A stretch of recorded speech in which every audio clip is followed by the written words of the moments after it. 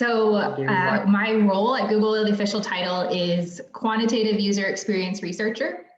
It's a really cool role. I get to think about how literally billions of people are interacting with technology and interacting with each other. And my day-to-day is kind of a mix of things. Part of it is designing research studies, conducting research studies, and then disseminating those findings to our team. Then the other half of what I do is to try and take those findings and then try to use that to think about how we can influence our team's strategy. So what we might be able to do differently or build differently or measure differently to better help us connect what people need and how people are using our products. And how we can better meet those needs and match that with our business strategy. So it's half research and then half advocating for those research findings. On the sort of research side, I think, in sensory processing, I was thinking a lot about things like causal inference models, where we try to think about, how people are taking information and how they're using that to make a best guess inference about the world around them, and then to make a decision. And in the lab, you have these really controlled settings. You're thinking about these flashes and these beeps, and you're making some sort of decision and recording it.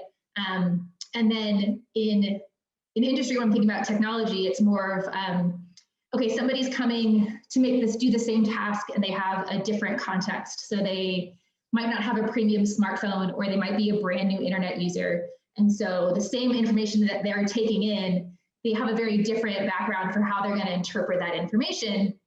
And so I'm not doing as much of the this model or that model matches the data better, but I am using a lot of that thinking, a lot of that framework for how I think about what could be happening and how can I kind of form some hypotheses that I can then test.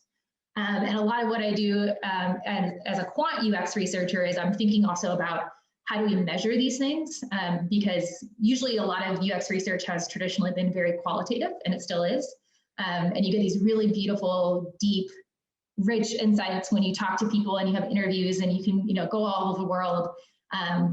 But what I try to do is, how can we do that at scale? How can we kind of measure things and measure the right things that matter? So one example would be you could measure how many people are using your product, but you might know that certain kinds of behaviors are actually more associated with people being able to be happier and more productive when they use your product. And so how can we kind of focus what we measure so that we're measuring the right thing that's really tied to a really great understanding of user behavior and user needs. So a lot of what I do is thinking about what are the metrics that we're really using and how are they really reflecting what is best for the user, and not just measuring how many users came to our product, how many clicked here or did this, but what's really going to be a big driver of a really great experience in the product. And that can get really sticky, especially when we think about how people interact with each other. There's a lot of different ways that things can happen. And so it gets really, really interesting very quickly, but it's also really fulfilling. Yeah, so thankfully, my day-to-day is honestly pretty similar. Thankfully, I have really great work groups, and there's not a ton different about it in that sense. I actually there's at least half of the computational or quantitative researchers that I work with are also women, so there's not as much of a disparity as I was expecting. I think, to me, what has been a really great thing to see in industry, and I think could be really amped up in academia, is the support systems for women are much more formalized and much more supported than I've seen in academia. I think I definitely had a lot of great mentors who were not my direct advisors, who I reached out to all the time, and I got mentoring that way. But it was really, really informal, and there's not a lot of senior women, so they had a lot of people that were coming to them and wanting that same support. Whereas, for example, at Google, we have different employee working groups. One of them is called Women at Google. And it's really awesome because there is a whole mentoring network. There are interviews with senior women in tech, and you get to see their career trajectory.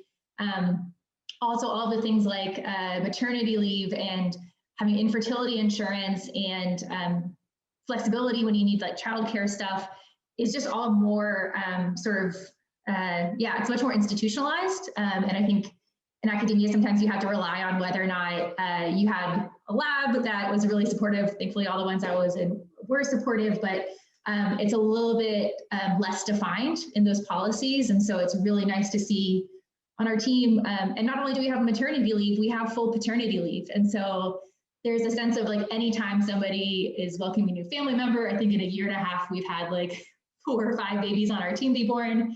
And it's just really easy because like everybody is going to go take that maternity or paternity leave. We can really easily make things work and kind of transfer things to different team members. And so to have that kind of support, I think is something that is really nice because it really means that like when you show up to work, you can be your full self and you can really give everything.